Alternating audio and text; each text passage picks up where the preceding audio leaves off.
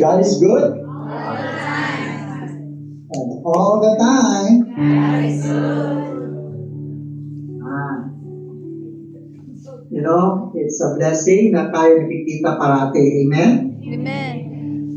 Ibig sabihin, lumipas ang 30 days na God has protected us, God has covered us, and now we're here again to enjoy the presence ng bawat isa at enjoy the presence of the Lord sa bawat buhay ng bawat isa. Amen po? Amen.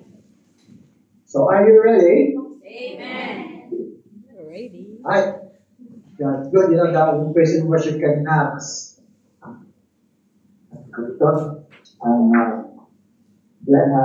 blessed worship, and talagang na-touch natin ang Panginoon sa worship. And before I start, I'd like to kwento. Okay lang ba kayo sa kwento? Yes! Kwento barbero? Meron kasi magkaibigan, dalawang babae. Sabi ng babae dun sa merong boyfriend. Sabi ng babae, ano ba yan? Pinakita kasi yung picture ng boyfriend eh. Ang pangit naman ng boyfriend mo. Grabe. Mag-boyfriend ka lang, ganyan ang pangit. Sabi ng girlfriend, okay lang. Huwag ka mag-alala. Nanood ka ba ng Beauty and the Beast? Di ba yung Beauty and the Beast? Gumawa ko naman yung prince. Narinig ng boyfriend. Siyempre, na-hurt yung boyfriend. Sabi niya, bakit? Kayo ba? Nanood ba kayo ng Shrek? Bakit? Ang bakit kayo? Yun lang. Anyway, diba sa Shrek, maganda yung princess, tapos Pangangya. Naging froggy. Anyway, it's so nice to be here again, and I just want to encourage you all today. I was thinking of a title for this message. Siguro what I can give you para matandaan natin is focus. Focus. Focus. Focus. Focus. Focus. Okay, sabi nga, focus. Focus. Focus. Sabi yan ha. Focus. Focus. Focus. Kalabitin mo ang katabi mo at sabihin mo sa kanya, focus. Naging po. Naging focus. Okay, I'd like to read a verse. We are all familiar with this verse, and I'm sure you know the story, and I'm sure na kahit di natin magtahin, kaya natin ikwento. But I'll read it sa atin. Matthew chapter 14, verse 22 to 36. Matthew 14, verse 22 to 36. I'll start reading and listen and absorb it. Immediately, Jesus made the disciples get into the boat and go on ahead of him to the other side while he dismissed the crowd. After he had dismissed them, he went up on a mountainside by himself to pray.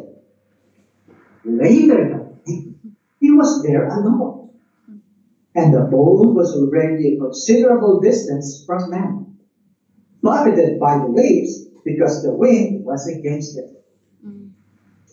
Shortly before dawn, Jesus went out to them, walking on the lake. When the disciples saw him walking on the lake, they were terrified. It's a ghost, they said, and cried out in fear.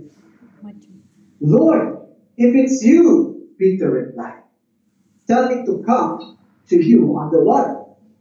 Come, he said. Then Peter got down of the boat, walked on the water, and came toward Jesus. But when he saw the wind, he was afraid and beginning to sink, cried out, Lord, save me. Immediately, Jesus reached out his and caught him. You of little faith, he said, why did you doubt?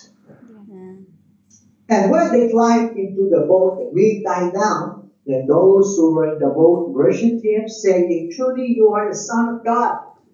When they had crossed over, they landed at Gennesaret. And when the men of that place recognized Jesus, they sent words to all the surrounding country. People brought all their sick to him and begged him to let the sick just touch the edge of his coat. And all who touched it were healed. Amen? Amen. Amen. God is good. Yeah. I will just touch on a specific verse here, pero I will go through it para lang meron tayong a little background. So this thing happened right after the miracle ni Lord na pinakain ni Jesus yung 3,000 na tao with 2 loaves of bread and 3 fish.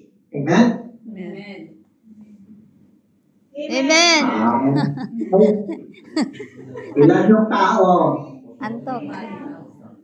5,000. Amen. Ilan yung pinapay? 5. 5. Ilan yung isda? 2. Yan. Yan. Inuhuli ko lang. Alright? So, this happened right after gumawa si Lord ng miracle. Yeah. Amen. Okay? We'll just go through a little bit on this whole story. Sa verse 22, sabi ni Lord, sige, maglakbay na kayo. Do you know, sabi sa 22 dyan, di ba? Jesus made disciples get into the boat and go ahead. Jesus sends us all on a journey. Alam niyo ba yun? Lahat kayo nasa journey. Do you feel that you are all in a journey? Amen.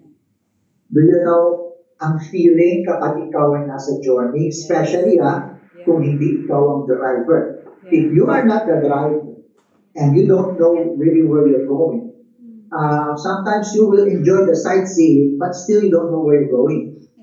Eto, nasa boat pa sila. Diba? Tayo, lahat naglalakbay. Iba-iba nga lang tayo ng mga path. Alright? Naniniwala po ba kayo doon? Amen.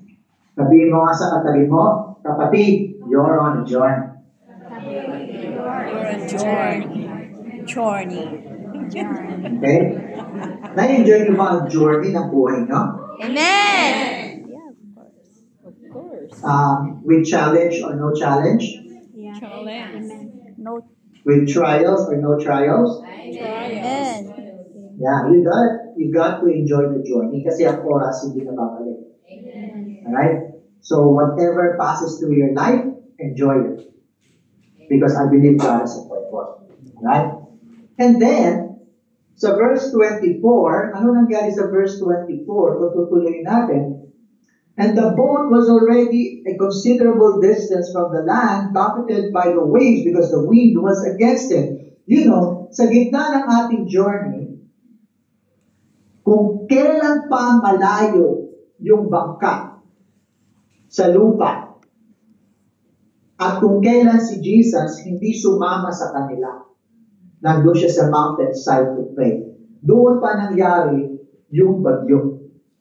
Sometimes, o kadalasan, when you are going, when you're in the middle of your journey, and you're going right in the middle, doon dumating ang bagyo. Kung kailan malayo pa sa bagyo.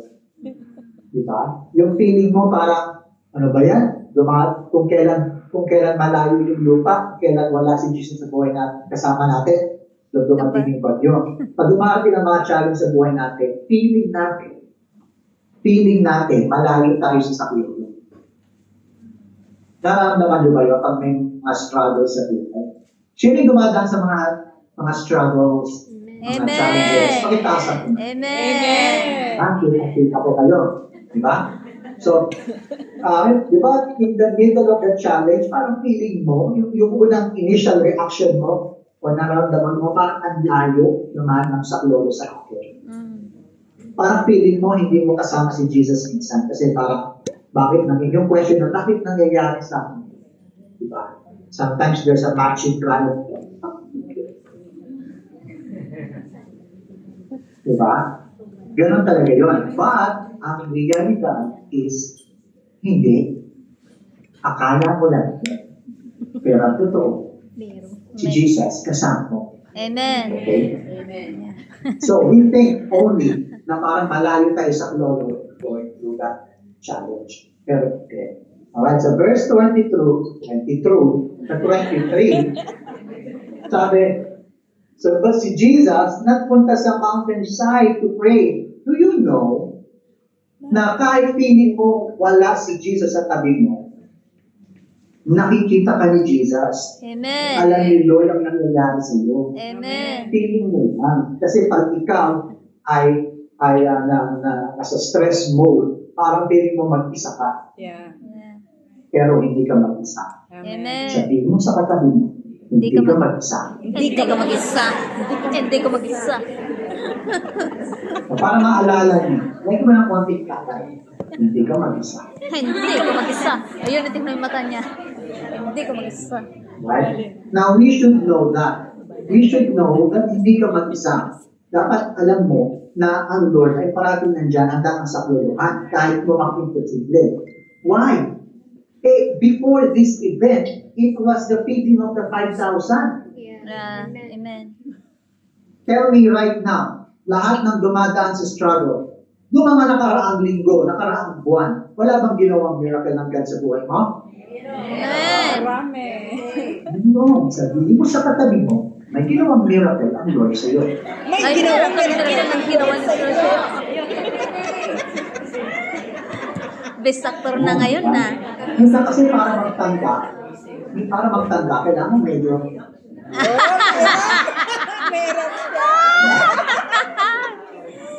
But, Jesus is in the mountainside, always watching over you. Amen.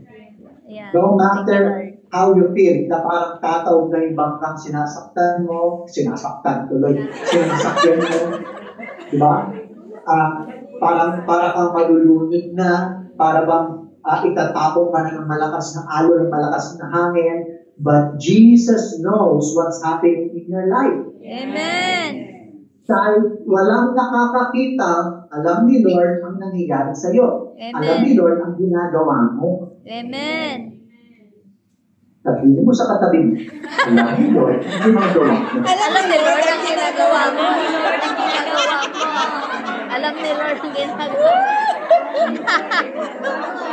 Kaya wala kang may tatago. Kaya wala kang may tatago.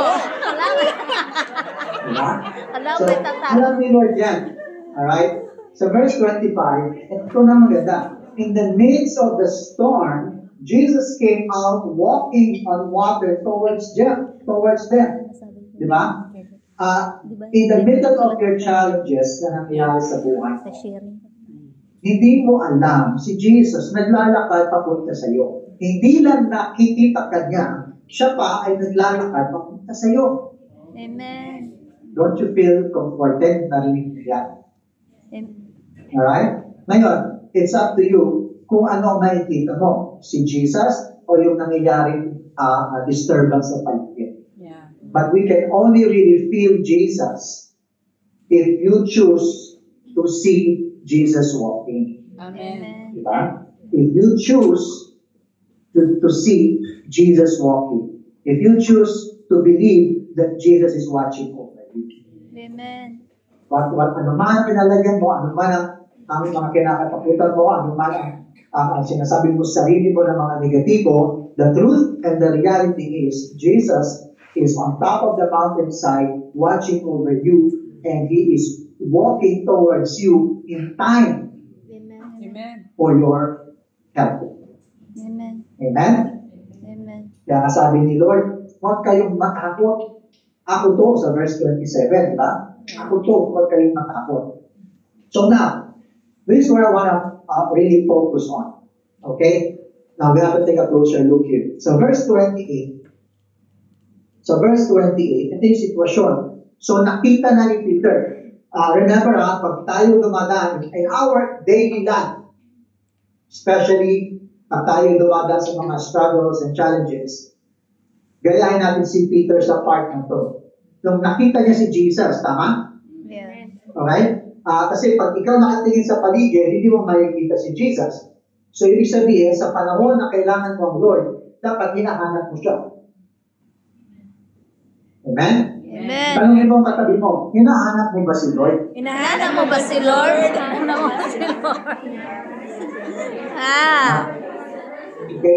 Hinahanap mo ba si Lord? Kasi despite it's dark in the middle, or malakas ang bagyo, malakas ang alon, imagine that. Malakas ang alon, malakas ang hangin.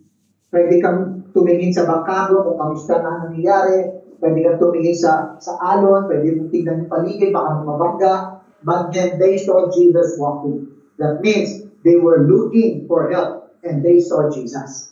Amen? Alright? And then, when they saw Jesus, Peter prayed. Peter prayed, sabi niya, Lord, is that you? Or sabi niya, Lord, if it's you, Peter replied, tell me to come to you on the water. Siyempre, mas safe. Saan mas safe? Sa bangka o sa piling ni Jesus? Sa piling ni Jesus. Right. So, anong prayer ni Peter? Lord, if that's you, let me come to you on the water. Wow. It's Peter praying now. Nakailang bata na ako nito for a long time. And nakailang kwento na ako nito for a long time. But I just really realized when I tried to really narrow it down, hindi si Jesus ang nag-initiate ng invitation na maglakad si Peter sa tubig. Hindi sinabi ni Jesus na, Peter, natatakot ka ba? Halika, sabihin mo, maglakad ka, lalakad ka dito. No. Sino ang nag-initiate na makapaglakad sa tubig? Peter. It's Peter. It's Peter who asked for it. It's Peter who prayed for it. Amen? Amen. Lahat tayo ba nananalangin sa Panginoon? Amen. Marami ba tayong mga idinudulog sa Diyos? Amen. Amen. And that's a good habit. That's a good character. That we always look up to Jesus and we always pray and we always depend on Him and ask Him things. We always pray to Him. Amen? And did Jesus answer the prayer? Yes. Sinagot man ni Jesus yung panalangin ni Peter? Amen. Anong hiniling ni Peter? Lord, papuntahin mo ako sa iyo. And what did Jesus do? Jesus answered his prayer. Sa verse 29, anong ginawa ni Peter? Naglakad si Peter sa tubig. Amen? Answered prayer or not? Answered prayer. Sabihin mo sa katabi mo, uy, answered prayer ka. Uy, answered prayer ka. Answered prayer. Tanungin ang katabi mo, may mga hiniling ka ba sa Diyos? May hiniling ka ba sa Diyos? Marami. Answered prayer ka. Wala ba si Blue Eyes sumating? Amen ba kayo doon? Amen. Amen. Sa buhay natin, maraming tayong hiniling sa Panginoon. Right? We focus on God and then we ask for things. We ask Lord, our Lord for good health. We ask the Lord for financial provision. We ask the Lord for healing. Yes. And that's good. Amen. And the good thing here is Jesus answers our prayer. Amen. And like what I was saying kanina, in the midst of that storm, they seek Jesus, nakita nila si Jesus, they focus their eyes on Jesus, and then they pray to Jesus, and then answered their prayer. Amen? Amen. So, verse 30.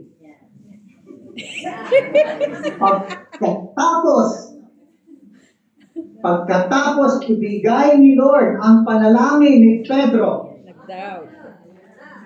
Ayan na. before that, nakatingin siya kay Jesus. And then, Nung may hinihingi, nakatingin kay Jesus.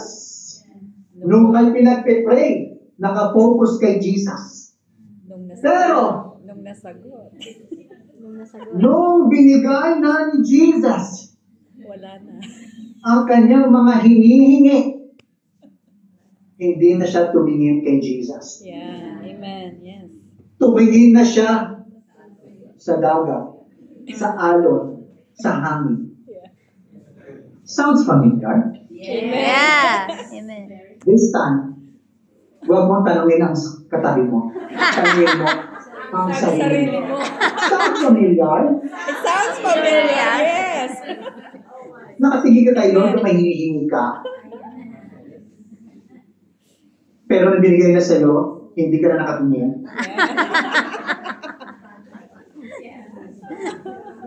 Amen? Amen. Doon tayo madalas nalalaglag.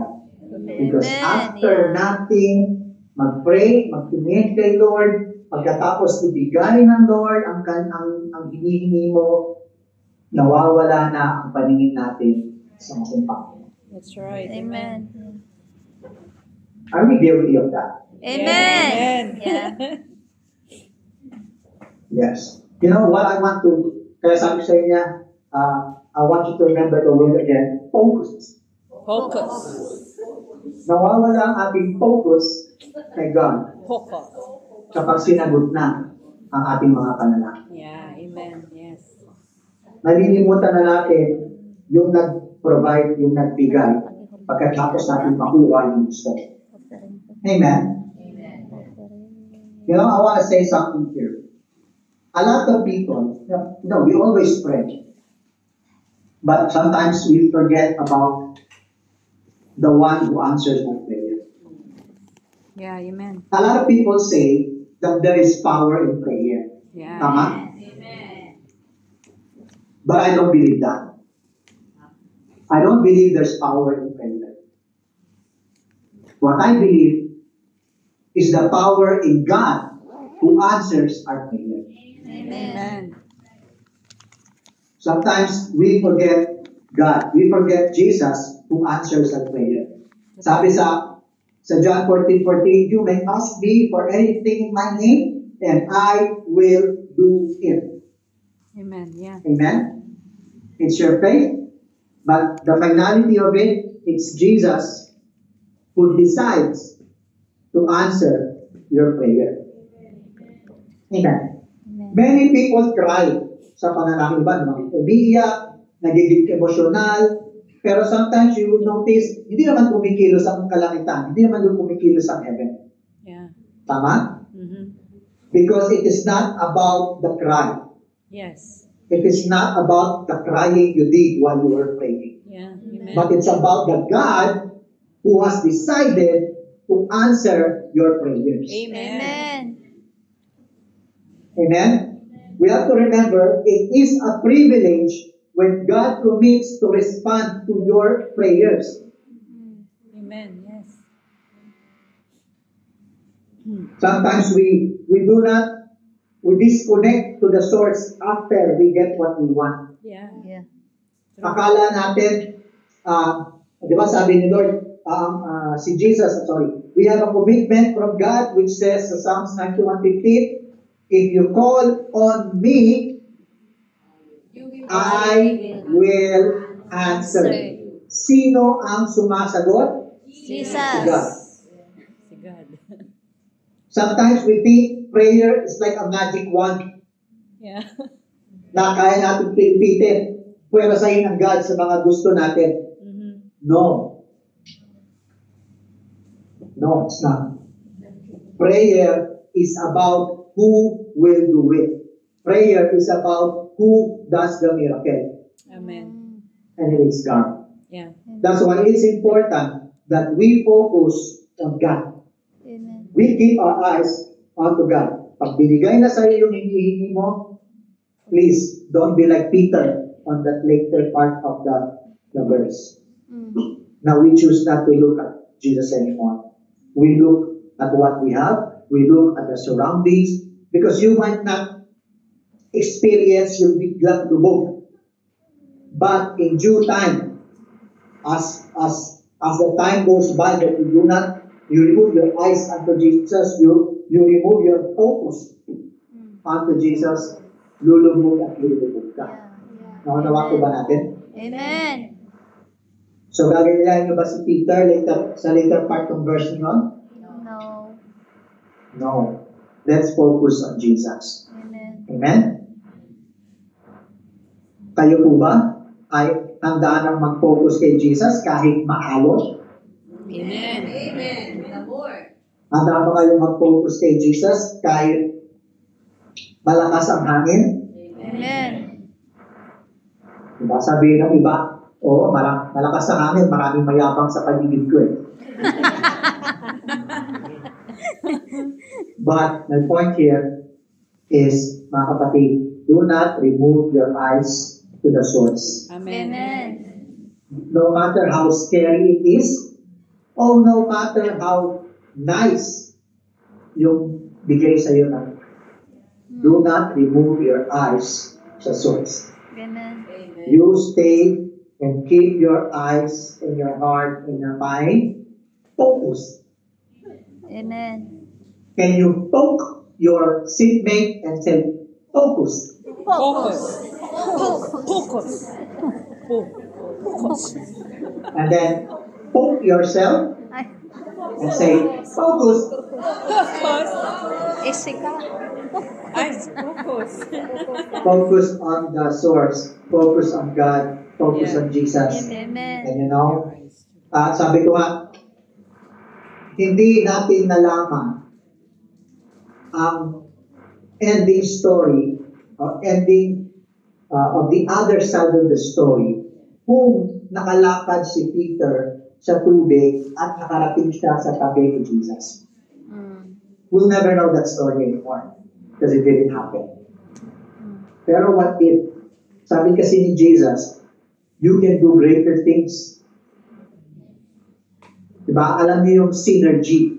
Right? Alam niyo ba yung sabihin ng synergy?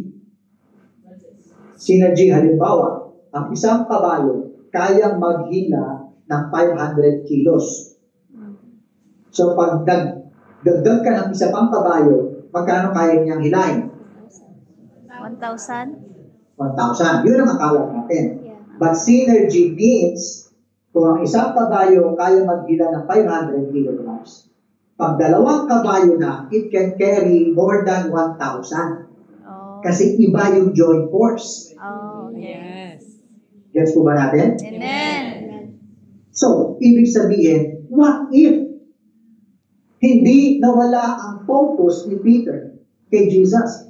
Yeah. What if nakalakad siya hanggang sa tabi ni Jesus? Yeah. Amen. What if nagkasama sila doon in the midst of that storm, walking on water? What could have happened?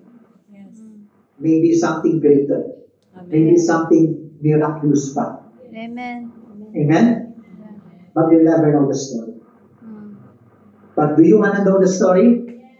Amen. Amen. Do you guys want to know the story? Amen.